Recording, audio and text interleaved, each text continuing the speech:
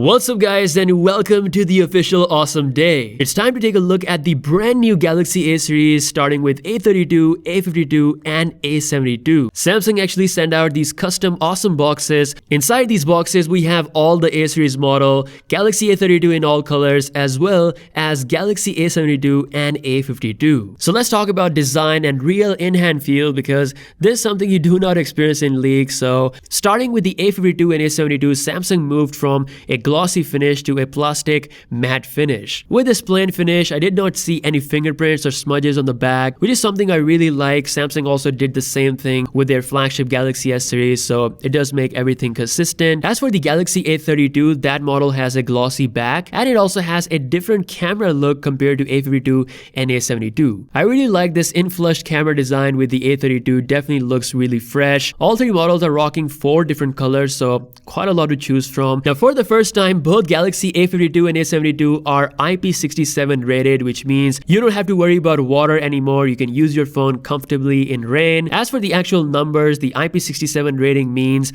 water and dust resistance of up to 1 meter for 30 minutes. Now we are finally getting a stereo speaker system on Galaxy A52 and A72. It actually felt really loud in this first impression. Now when it comes to the display, all three models are coming with a 1080p OLED 800 nit bright display that has a 90Hz refresh rate. This is for the first time I've used a 90Hz refresh rate on a Samsung phone. I gotta say, it does make a lot of difference in terms of real life usage, switching between pages and scrolling around.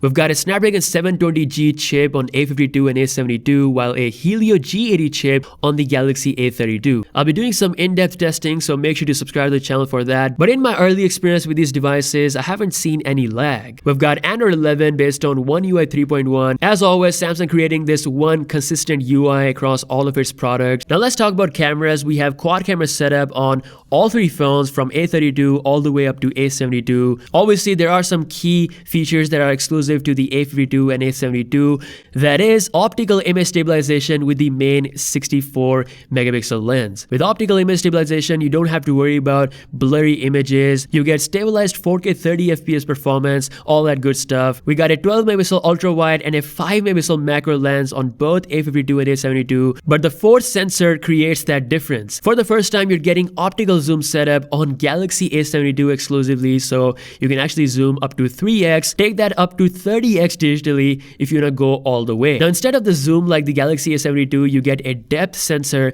on the A52 and A32. I'll be doing an in-depth camera test once I get the official retail unit, so make sure to subscribe for that. Now Galaxy A32 is also rocking a 64 megapixel main lens, but it has a 8 megapixel ultra wide angle lens instead of the 12 megapixel you see on A52 and A72. As for the software experience, is pretty much similar to Samsung's previous devices, but the big new thing here is the Snapchat collaboration. With A52 and A72, you have a built-in fun mode that uses Snapchat filters, so now you can get high quality Snapchat photos without looking like a potato. Now thankfully, Samsung is not taking away any features with its Galaxy A lineup. You're still getting headphone jack, micro SD card slot for storage expansion, and getting the charger, headphones, and a protective case out of the box. Once again, Samsung also went all the way when it comes to the battery sizes, so you're getting 5000 mAh cell on A72 and A32, while the Galaxy A52 gets a 4500 mAh cell. So overall, in my first impressions, I have to say Samsung has done a good job when it comes to